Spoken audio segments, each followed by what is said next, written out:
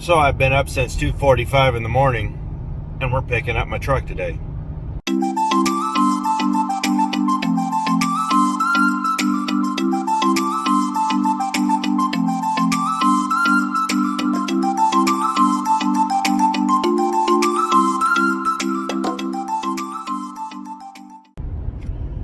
So I'm in a weird little rental car. It's a Toyota Camry, which it's got all sorts of the weird new features, but it does get good mileage, so I'm not going to knock that. The lane assist, however, seems like all I do is fight it. So apparently, in order to get used to a lot of these things, you got to learn how to drive all over again. But I'm up here in Nowheresville, Nebraska. Yeah, lots of corn. Yeah. So we're going to have a pretty busy day today. I got up early because I needed to be up at the main office before they go home. And I have one stop to make in North Sioux City. I got to drop some stuff off, go to the main office, sign a bunch of paperwork, probably my new lease because it is a new truck, fill out a bunch of insurance paperwork and whatnot. And then after that, head to Sioux Falls, unload the truck, and then I got to figure out how to get back from the airport when I drop this off. So I guess we'll just pick you up when we get up to Sioux Falls because, well, this is a weird little car that I'm not used to, and I'm not going to sit here and try to film much more of this while we're driving. So, well, we'll catch you up there. So we're here, starting to unload. Don't have too much, just what's in the back seat, and there, what it sucks is you got to drag it in through the doors. It's the one thing I miss about the old Peterbilts with the side door. You could drag it all in. Let me show you real quick. Got the stuff under here, you know. There's APU stuff. I've already stuck the hose and stuff in there. It's a little dirty under there, but I already threw my pillow and my shoes in, but hey, that's not too bad. So as soon as I get this thing loaded up and we can get the rental car taken care of and all that, do a little more of an in-depth dive into this. So I got to get it out of the yard. So we did 506 miles this whole trip. Got to get the rental car dropped off, get back to the truck. We'll head to the truck stop and then we'll go over it from there. So we're back. So let's check out the truck. A little dirty, but we'll cure that here in a bit. I don't have any cleaning supplies with me. I'll pick some up. So, got all sorts of shelving. Weird. The windows up high, and I do like this. Well, it wasn't this dirty the other day. I don't know what happened, but this is about the only thing I really don't like about it is the storage is just crap in here. I can take this out, so I guess I got things to hang. But it got the control panel, the side doors. I do like the side doors. Not really a huge fan of a condo, but it is what it is, and it's going to do everything I need it to do. So as I slowly but surely put the truck together, it's put together enough. So got the bed all made, got everything done up, got everything put away more or less. A little bit of trash that was left, but let's go outside and look at it. We got the turquoise and black graphics, which isn't too bad. Here's my new number. But here it is. I was going to take a picture on the other side, but that guy pulled in. So we're here at the truck stop. I'm going to shoot a little more tomorrow when we get going to give you my first impressions of it. First impression, it's going to take some getting used to after coming out of a narrow cab, but aside from that, I think it's going to work out well. First impressions with the inside, not enough storage, but I knew that going into it. So I'll tell you what, we'll catch you tomorrow, and we'll be rolling with freight. So it's the next day. We've got the truck running. We're going to head down and pick up a load. Got the E-log started, got the truck running, and it's raining outside. So what I'm really saying is that a good time will be had by all. So let's go down and pick up this load, and we're gonna see how it scales out. I do know that this truck is a lot lighter, even though it seems bigger. These trucks are a lot lighter by about 1,000 to 1,200 pounds, give or take, than my Peterbilt was. My Peterbilt was also about 25 to 30 inches longer than this. What is this? I think this is I'll have to look. I want to say this is either a 238 or 243 or something like that. It was about 15 to 20 inches shorter, so that'll help. So let me get down, get this load picked up. I can't film there. And then when we get on the road, we go to scale it out, we'll catch up with you there. So it's been an eventful morning. We got scaled out just fine. Figured out where I needed to be on the suspension load gauge right there, and thankfully I got a right-way box on the trailer, so we got that leveled out, scaled it out. We're good. I'm getting fuel right now. We're just topping off the diff. It was pretty topped off when I got it. So we put a total of 160 gallons in, and a little over almost 5 gallons of diff. First impressions, it's got a lot of body roll. See, my last truck had a lot of suspension roll because of the air ride front end and all of that, so the roll was a lot further down, but seems like the frame is pretty planted on this, but the tilt is a little further up, so it can be a little unnerving. The mileage is good so far. We're doing really well. But aside from that, I mean, first impressions are pretty good, so let's get it on I gotta jump on US 20 here. I'm headed down to Indianapolis, so we're gonna get on US 20, head down there, and that way, and then we'll just keep going from there.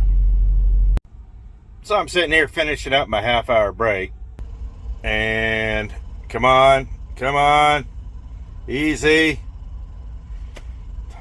Oh, you're gonna make me wait for it, aren't you? Longest minute in the world right there. Yeah. Come on, you. It does take it right down to the second.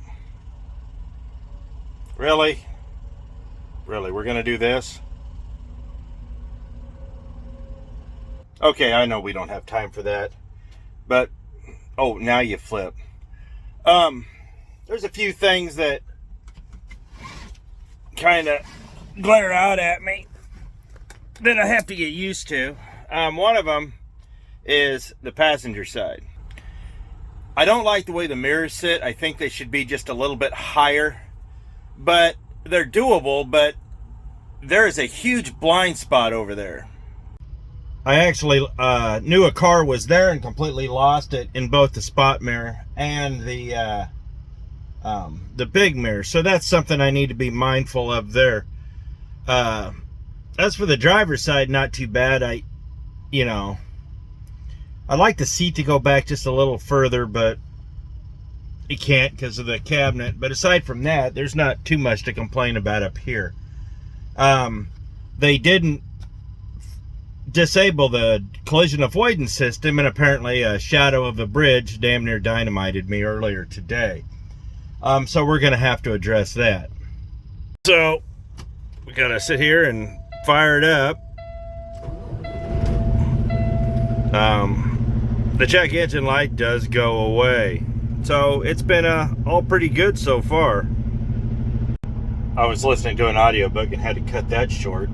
But aside from that, the fuel economy just keeps going up and up and up. So I'm really happy about that. Air conditioning blows cold, not too bad.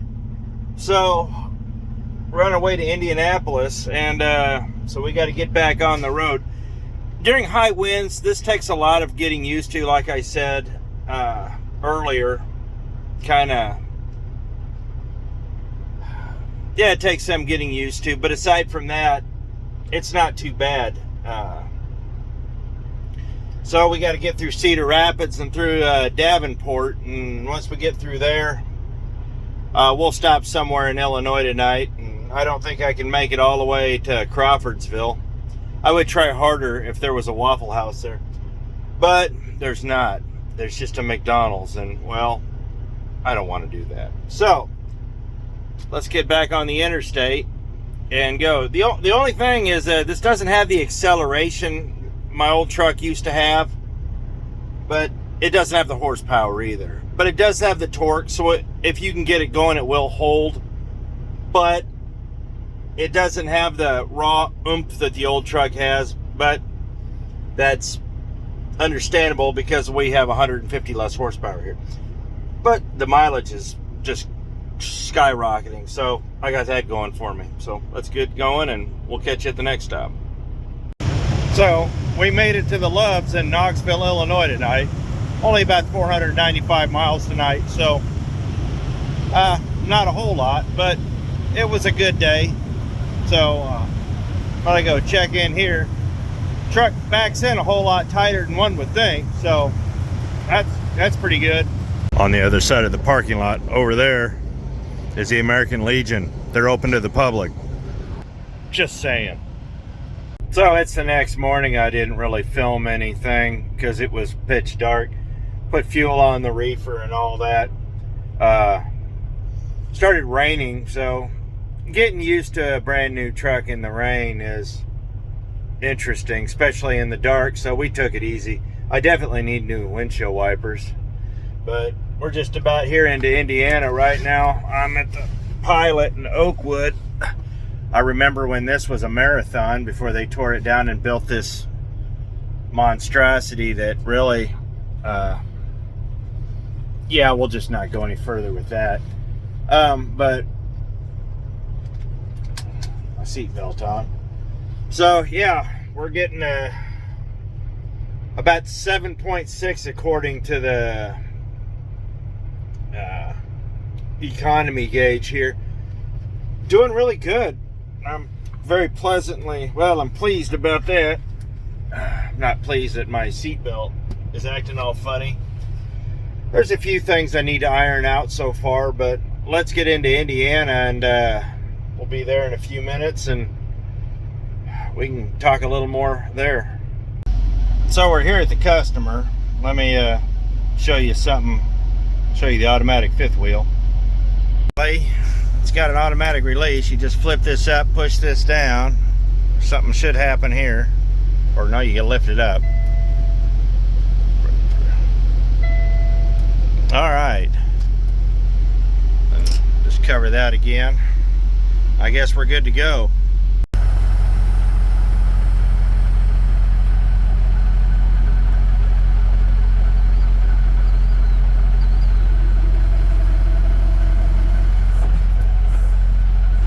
Or not.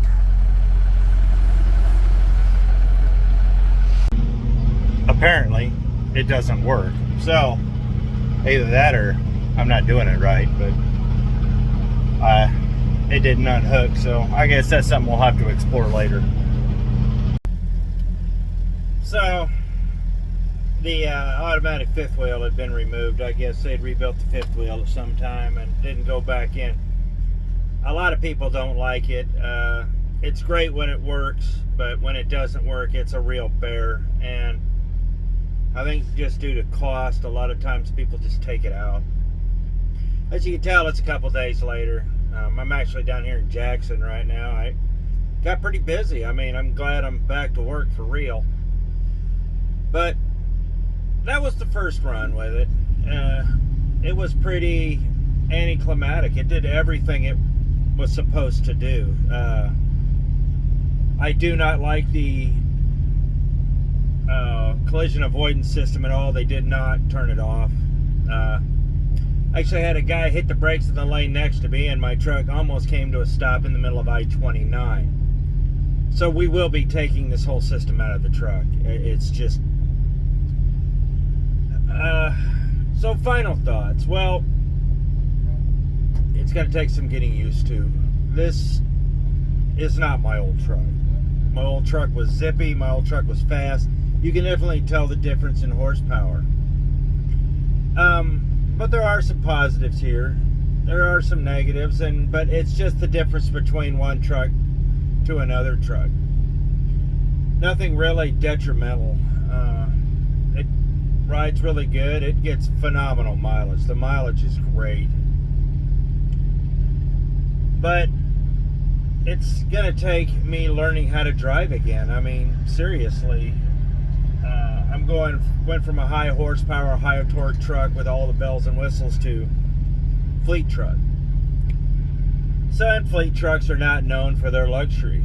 But that being said, it's got some pretty cool stuff. So I'll go over and show you how this thing was set up and what I did like and what I don't like about the dash. So let's check this out real quick. So as the dash goes, this right here shows the fridge is on. All the stuff between this truck and the last truck is all pretty much the same. These are lights for top and bottom. There's your light check here. This is for your dim to make your panel go bright. It gets a lot darker than the old one. You got a couple of spare switches. Fifth wheel move, axle lock.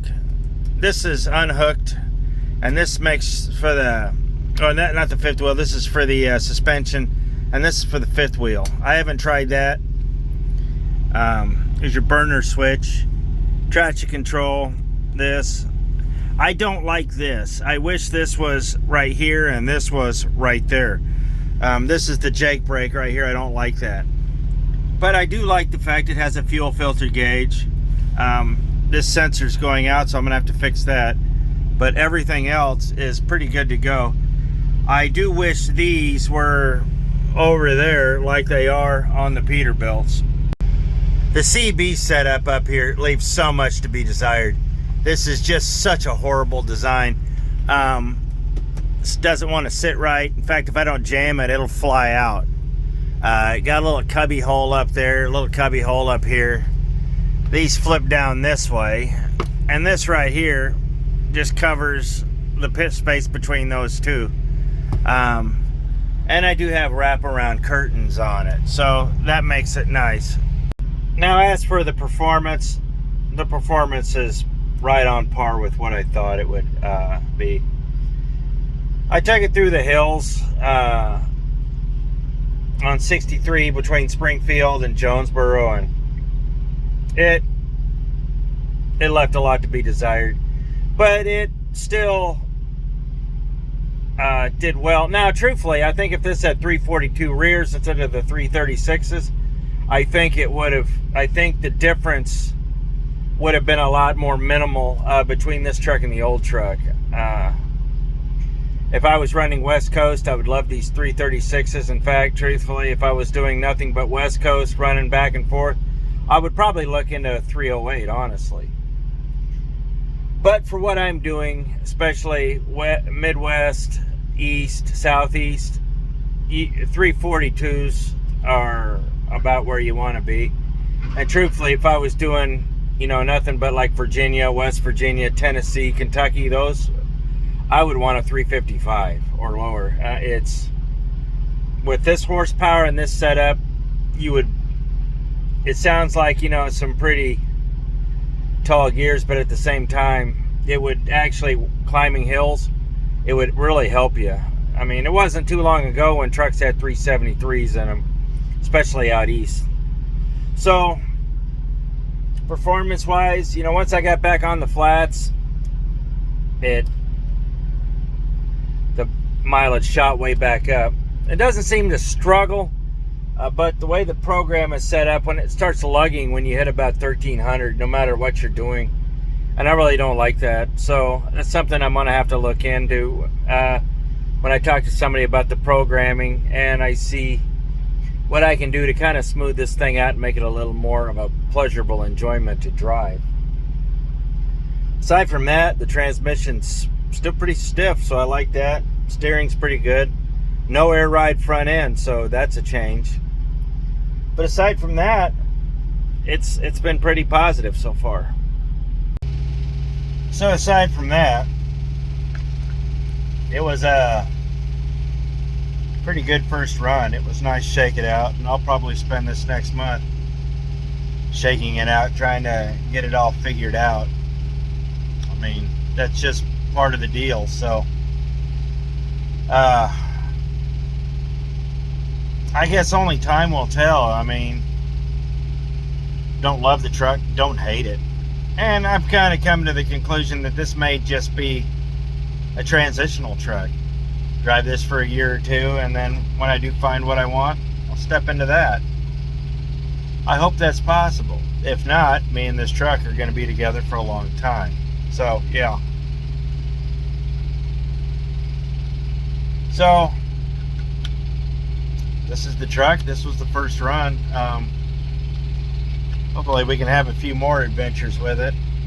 It's gonna take me a while to get used to it, and I'm sure there's gonna be quite a few little quirks as me and this truck start learning each other. I mean, trucks have personalities, and people have personalities, and you got to figure out how to make the two mesh. So I suppose that ought to be it for now. So I appreciate it. Thanks for watching, man. We'll see you next video.